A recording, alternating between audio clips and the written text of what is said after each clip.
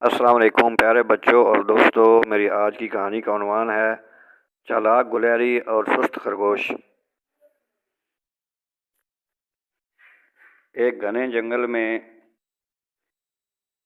ایک چالاک گلیری اور سست خرگوش رہتے تھے۔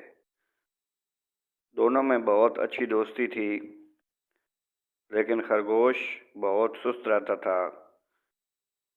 وہ کہتا تھا کہ میں بہت تیز دوڑتا ہوں، مجھے محنت کی کیا ضرورت ہے۔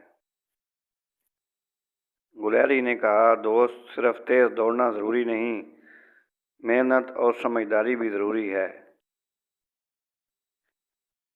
ایک دن جنگل کے بادشاہ شیر نے اعلان کیا کہ جو جانور سب سے پہلے دریا پار کر کے میرے پاس آئے گا اسے انعام۔ خرگوش ہنس کر بولا، یہ تو بہت آسان کام ہے، میں سب سے پہلے پہنچ جاؤں گا۔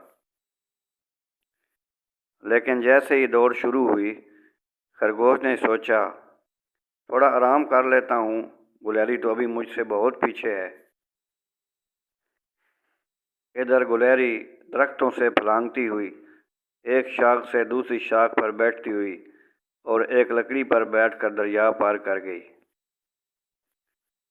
جب خرگوش جاگا تو اس نے دیکھا کہ گلیری تو پہلے ہی شیر سے انعام وصول کر رہی تھی۔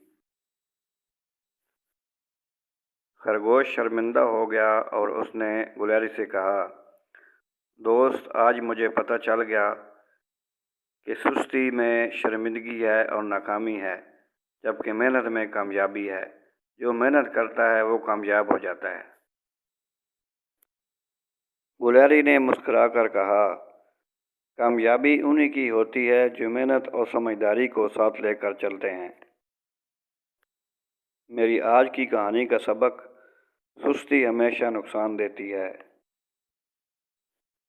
عقل، محنت اور وقت کی قدر کرنے والا ہمیشہ کامیاب ہوتا ہے۔ پیارے بچوں، میری کہانی اگر اچھی لگے تو لائک کریں، سبسکرائب کریں۔ انشاءاللہ مزید اسی طرح کی اچھی کہانی آپ کو ملتی رہیں گی۔